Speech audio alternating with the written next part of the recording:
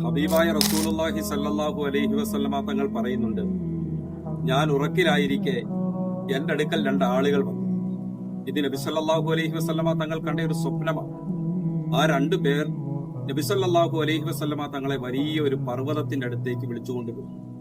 ആ പർവ്വതത്തിന്റെ ചാരത്ത് ചെന്നപ്പോ അവർ നബി സല്ലല്ലാഹു അലൈഹി വസല്ലമ തങ്ങളോട് പറഞ്ഞു, നബിയെ ഇസ്അദ് യാ റസൂലല്ലാഹ്, ഈ പർവ്വതത്തിന്റെ മുകളിലേക്കൊന്ന് കയറൂ നബിയെ. നബി സല്ലല്ലാഹു അലൈഹി വസല്ലമ തങ്ങൾ പറഞ്ഞു, ഇന്നി ലാ ഉത്തീഖുഹു, എനിക്കിതിന്റെ മുകളിലേക്ക് കയറാൻ സാധ്യമല്ല, എനിക്കതിന് കഴിയില്ല എന്ന് പറഞ്ഞു.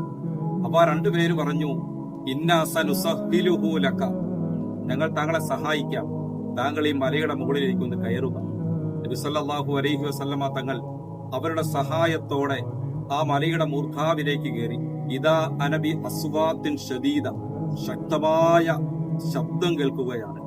ഘോര ശബ്ദം, നിലവിളികളും അട്ടഹാസങ്ങളും ദീനരോദനങ്ങളും നബി സല്ലല്ലാഹു അലൈഹി വസല്ലമ തങ്ങൾ കേൾക്കുന്നുണ്ട്.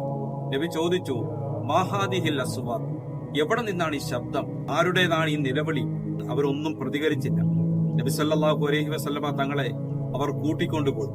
അവസാനം തല കീഴായി കെട്ടിയിടപ്പെട്ട കുറെ ആളുകളുടെ അടുക്കിലേക്കാണ് നബി സല്ലല്ലാഹു അലൈഹി വസല്ലമ തങ്ങളെ അവർ കൊണ്ടുപോയത്. താടിയല് വരെ കീറപ്പെട്ട കുറെ ആളുകൾ, അവരുടെ വായിലൂടെ ശരീരത്തിലൂടെ രക്തം ചാലിട്ടൊഴുകുന്നുണ്ട്. നബി സല്ലല്ലാഹു അലൈഹി വസല്ലമ തങ്ങൾ വളരെ ഭയപ്പാടോടെ അത്ഭുതത്തോട് ചോദിച്ചു, ഇവർ ആരാണ്? അപ്പോൾ അവർ രണ്ടുപേരും നബി സല്ലല്ലാഹു അലൈഹി വസല്ലമ തങ്ങളോട് പറഞ്ഞത്, നോമ്പനുഷ്ഠിക്കുകയും നോമ്പ് മുറിക്കാൻ, നോമ്പ് തുറക്കാൻ സമയമാകുന്നതിനു മുമ്പ് നാം അനുഷ്ഠിച്ച നോമ്പ് ഒരു കാരണവുമില്ലാതെ നഷ്ടപ്പെടുത്തി കളഞ്ഞ ആളുകളാണ് എന്ന് അവർ രണ്ടുപേരും ഹബീബായ റസൂലുള്ളാഹി സല്ലല്ലാഹു അലൈഹി വസല്ലമ തങ്ങളോട് പറഞ്ഞു.